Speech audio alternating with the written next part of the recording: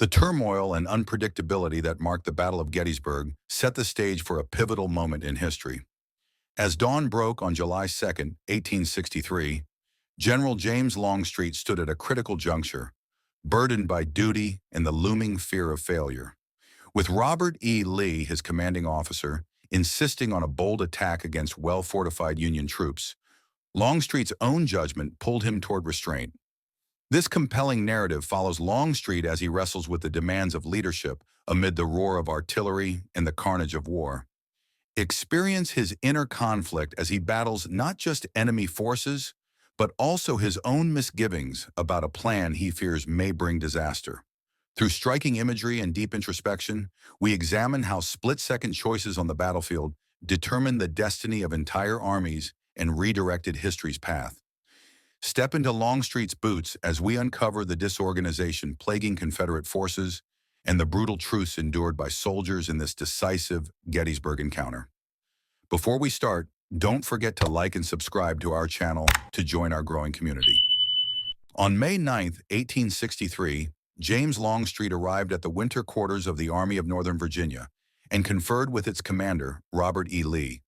The two generals debated the aftermath of the Battle of Chancellorsville and the grave injury sustained by General Jackson, which weighed heavily on Lee. The next afternoon, just past 3 p.m., Jackson died from his wounds. With the Second Corps leader gone, Lee relied solely on Longstreet to devise tactics for the coming offensive. Years later, Longstreet would extensively document his May 11th to 13th conversations with Lee. These meetings shaped the foundation of what became the Gettysburg Campaign. Longstreet again pushed his idea to detach two divisions from his corps to Tennessee, uniting them with the Army of Tennessee and Joseph E. Johnston's men. His strategy aimed to crush the Army of the Cumberland outside Nashville, then advance into Kentucky, endangering Cincinnati. Longstreet argued this move was critical to avert Vicksburg's surrender. When Lee suggested marching into Pennsylvania instead, Longstreet worried the operation would drag on, risking Vicksburg's collapse before they could act. He later wrote that further objections seemed futile and out of place. He maintained that their approach should hinge on defensive warfare, forcing the enemy to strike them on favorable ground within Southern territory, thereby securing a possible victory. Despite his doubts about Lee's plan, a private letter to Senator Wigfall betrayed his optimism about the Pennsylvania invasion. He argued that if they could lead 150,000 men across the Potomac, they could force Lincoln's hand, compelling him to declare his stance, whether for peace or total war, and then respond in kind. Longstreet understood the tactical advantage of bringing the fight onto Northern soil, revealing that his later claims of prioritizing Western campaigns were not entirely consistent. Meanwhile, between May 14th and 18th, Lee journeyed to Richmond to meet with President Davis and his cabinet, securing their approval for the invasion. Before marching north, Lee restructured the Army of Northern Virginia, a move he had considered even before Jackson's death. With Jackson gone, the timing was ideal. He named Richard Ewell as Jackson's successor and created a new Third Corps under A.P. Hill, pulling divisions from both the First and Second Corps. Longstreet's reshaped command now included divisions led by Lafayette McLaws, John Bell Hood, and George Pickett. While Longstreet supported Ewell's promotion, he regarded A.P. Hill as less capable, believing D.H. Hill would have been a better choice for the Third Corps. Lee had grown skeptical of McLaws' leadership after illness hampered his performance at Chancellorsville. He tasked Longstreet with evaluating McLaws' fitness and willingness to be reassigned. McLaws insisted he was ready for duty, refusing relocation despite Longstreet's offer to transfer him south or exchange him with Beauregard's division, which was set to reinforce Northern Virginia that summer. As a result, McLaws stayed in position, but Lee made it clear that any failures on his part would rest on Longstreet's shoulders. Longstreet accepted this arrangement, pledging to keep close watch over McLaws and his men. This tension sowed the first seeds of discord between Longstreet and McLaws as they prepared for their June 3rd advance north. Before setting off, Lee voiced unwavering confidence in his army's strength. The nation cannot overvalue them. With the right leadership, they will march anywhere and never falter in their duty. The northward trek was rapid but punishing under the summer heat. Longstreet's forces repeatedly forded the Shenandoah River, shoring up Stuart's cavalry and securing Blue Ridge gaps while masking the Army's movements. Noticing Longstreet's weary demeanor one day, an officer commented on his exhaustion. He brusquely replied that he had never been tired a day in his life. As the campaign unfolded, Lee relied on Longstreet's advice at every turn. By June 27, elements of their army had arrived in Chambersburg, setting up headquarters in a wooded area called Shatter's Woods. Around this time, British military observer Arthur Fremantle of the Coldstream Guards attached himself to Longstreet's command.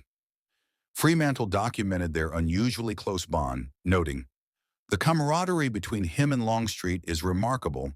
They're nearly inseparable." However, some officers in Longstreet's corps resented this constant companionship, believing it restricted their chances for independent operations compared to Ewell's more mobile units. Fremantle made an interesting observation, that complimenting Lee was the surest way to gain Longstreet's approval. He described both generals as remarkably free from personal ambition. The situation changed dramatically on June 28, when, deprived of Stuart's cavalry reconnaissance, Lee and Longstreet finally obtained credible intelligence about Union movements. Their scout Harrison, the same man Longstreet had paid in gold coins earlier that month, tracked down headquarters with urgent news. The Union Army was marching through Maryland into Pennsylvania. Reacting swiftly, Lee recalled Ewell's forces from Carlisle to consolidate their strength. By June 30th, Lee and Longstreet had shifted east toward Cashtown, establishing their command post near a deserted sawmill. That morning, Lee had announced a change of plans. "Gentlemen, tomorrow we won't proceed to Harrisburg as intended. We'll march instead to Gettysburg to discover General Meade's disposition." The fateful encounter came on July 1st. As Longstreet, Lee, and Fremantle traveled along the Chambersburg Pike, troops from Edward Johnston's division, who didn't recognize Longstreet, spotted him. Some Florida soldiers shouted excitedly, "Look alive now, boys! Here comes the old war dog again." Approaching the developing battle, Longstreet observed Union forces regrouping on high ground beyond the town. He pointed out to Lee, "We couldn't have asked for a better position. The enemy has practically delivered themselves to us. If we swing around their left flank and take the high ground between them and Washington." Lee abruptly cut him off. Smacking his fist into his palm, the commanding general declared, "If they're still there tomorrow, we attack them head on." Longstreet argued that if Union forces remained in position, it was likely because they wanted to be attacked, which he stressed was reason enough to reconsider. The strategy of slipping between the Union Army and Washington seemed unwise at that moment, especially since Lee lacked concrete intelligence on enemy positions. Unknown to them, multiple Union corps were already converging on Gettysburg, meaning any movement risked triggering unintended clashes. For now, Lee's decision to attack the next day appeared the safer course. That night, Longstreet bedded down near his resting divisions, but slept little, uneasy about the coming battle. Before sunrise on July 2, 1863, he rode to Seminary Ridge to meet Lee, who had risen early, eaten breakfast, and begun preparations. When they conferred, Lee reaffirmed his aggressive plan. Longstreet again protested, urging a flanking maneuver to position their forces between the Union Army and Washington. Lee dismissed the proposal and summoned Captain Samuel Johnston of his staff to scout the enemy lines, accompanied by Major John Clark from Longstreet's command. After the scouts departed, Lee met with Longstreet, A.P. Hill, Henry Heth, and John Bell Hood near the seminary buildings. 3 hours later, Johnston and Clark returned, having ventured southeast past the Peach Orchard and crossed Emmitsburg Road near Big Round Top and Little Round Top. They reported encountering only 4 Union cavalrymen. Lee pressed Johnston, "Did you reach those hills?" Johnston confirmed they had. Following a brief discussion, Longstreet and Hill withdrew, while Lee ordered Johnston to assist Longstreet. Unbeknownst to them, Johnston's report was flawed. Union infantry from the 3rd Corps already held ground north of the hills. Though morning mist may have obscured visibility, the sounds of nearby troops should have been detectable. Around this time, Lafayette McLaws arrived for his own meeting with Lee. While most accounts place McLaws' arrival after Johnston's return, McLaws later insisted he came before, a discrepancy suggesting Lee may have acted without full knowledge of the terrain. According to McLaws, Lee pointed to a map and drew a line perpendicular to Emmitsburg Road, instructing, "General, I want your division positioned across this road, unseen by the enemy if possible. Can you do it?" McLaws assured him nothing would stop him but requested permission to scout the area first. Lee mentioned Johnston was already surveying the ground, prompting McLaws to ask if he could join. Longstreet, listening nearby, abruptly interjected, "I don't want McLaws leaving his division." He then traced a line parallel to the road, contradicting Lee's earlier mark. "I want your division here," he declared. Lee overruled him. "No, General. Perpendicular." McLaws again sought leave to reconnoiter, but Longstreet refused, sending him back to prepare his men. Lee then rode off to consult with Ewell on the left flank, returning to Seminary Ridge by 11 a.m. There he finalized orders for McLaws and Hood's divisions to advance. A brigade from Hood's division had yet to arrive, forcing Hood to request a delay until his forces were fully assembled. Lee agreed before riding off again. Even Longstreet's admirers, like artillery officer Edward Porter Alexander, noted his uncharacteristic lack of vigor that day, a stark contrast to his decisive leadership at 2nd Manassas, Sharpsburg, and Fredericksburg. Some historians speculate his disagreements with Lee may have dulled his usual precision. Yet the blame did not rest on Longstreet alone. The Confederate advance on July 2nd lumbered forward like a groaning beast. McLaws' division led the corps, with McLaws and Johnston at its head, while Longstreet rode ahead of Hood's troops. As they neared a hill crest, both officers realized Little Round Top's summit would expose their movements to Union signal stations. When the column halted, Longstreet rode up to investigate. After conferring with McLaws about the visibility risk, he ordered a countermarch to find concealed routes. Johnston proposed cutting through fields, as Confederate artillery had done earlier, but Longstreet insisted on sticking to roads. By 3 p.m., Kershaw's lead brigade came under artillery fire upon reaching their position, revealing Union troops where McLaws had expected none. Though McLaws urged an immediate attack, Longstreet demanded they wait for Hood's full deployment. Hood, meanwhile, sent scouts who reported an opportunity to flank the Union right. Longstreet rejected this proposal 4 times before finally riding to Hood and tersely ordering a frontal assault. As Hood's men charged Devil's Den, the Wheatfield, and the Round Tops at 4 p.m., Longstreet remained mounted like an iron statue, calmly surveying the carnage through his spyglass as shells tore limbs from trees around him.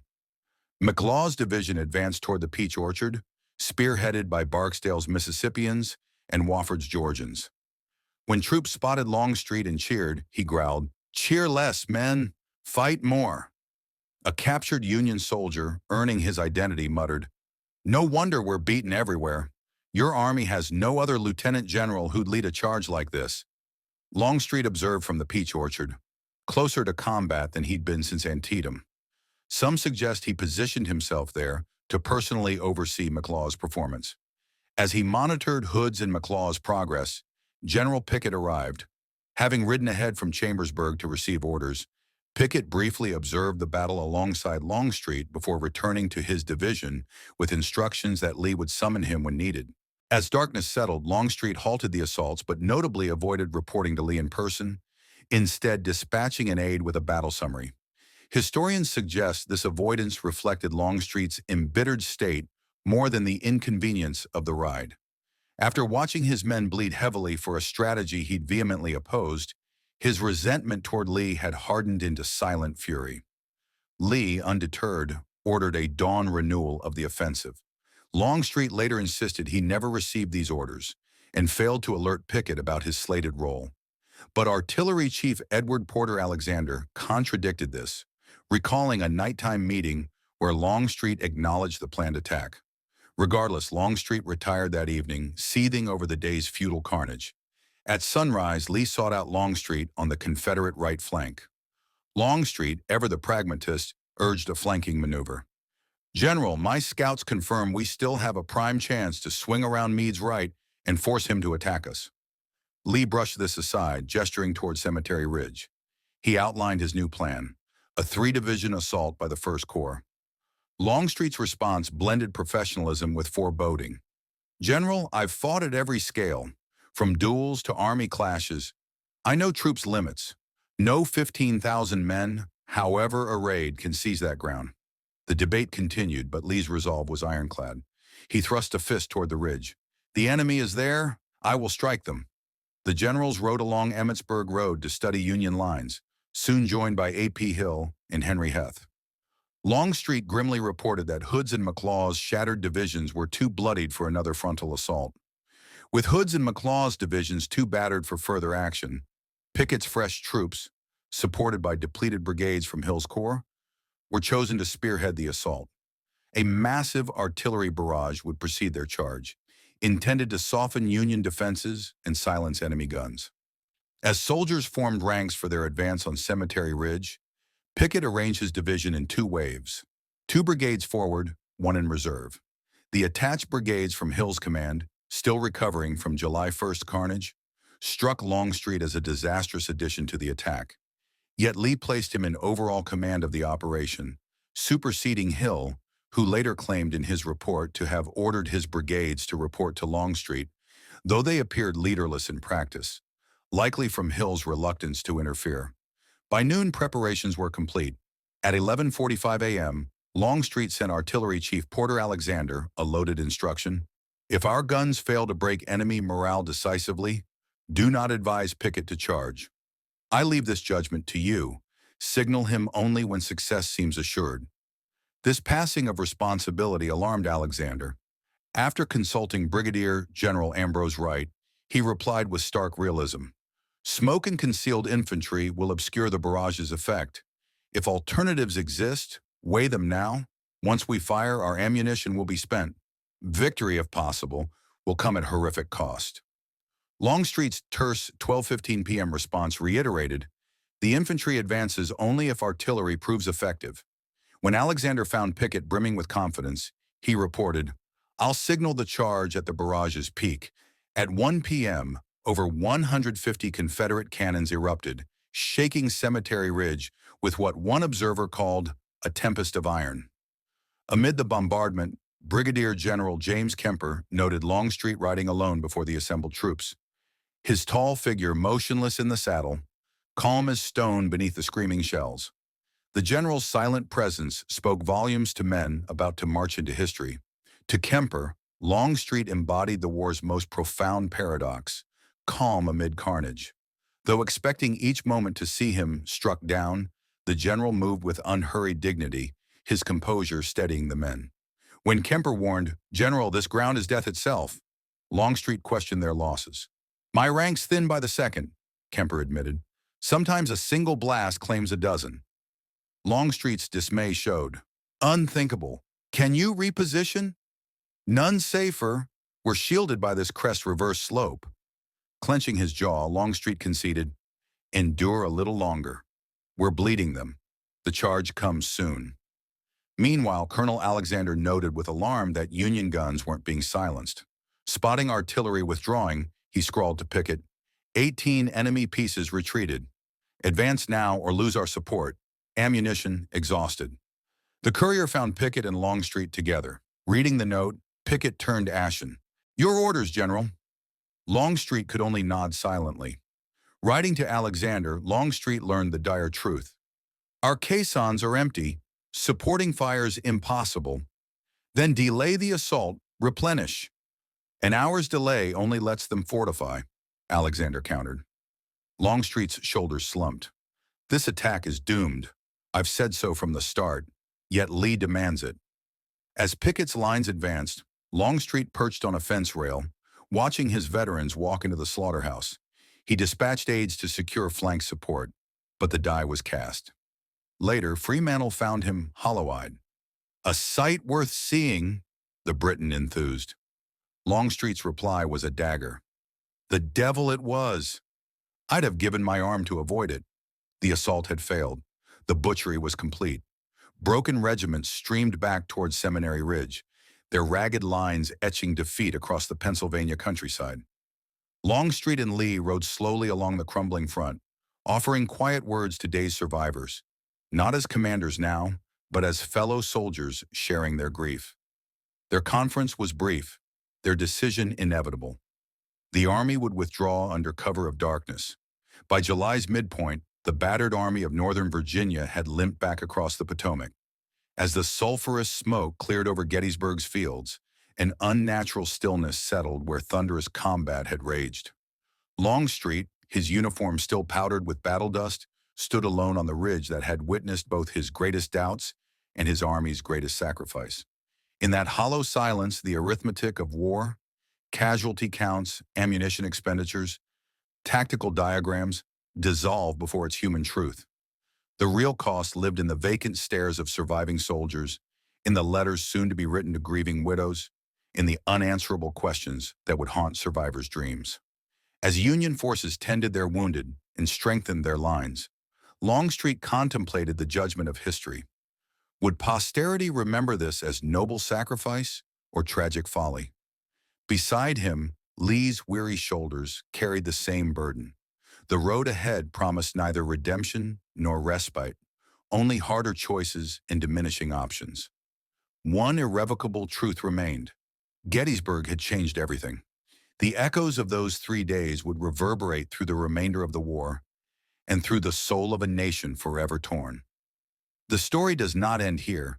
History isn't just written in textbooks. It's etched into landscapes like these, where courage and sacrifice collided under the shadow of fate. Gettysburg left us with more than battle tactics. It gave us timeless lessons about leadership, loss, and the fragile line between triumph and tragedy. If this story moved you, hit that like and subscribe button to join us as we keep unearthing the human drama behind history's defining moments. Would you have followed Longstreet's advice? Or if you think Lee's resolve was justified? And remember, these aren't just names from the past. They were people, flawed and fierce, who shaped the world we live in today.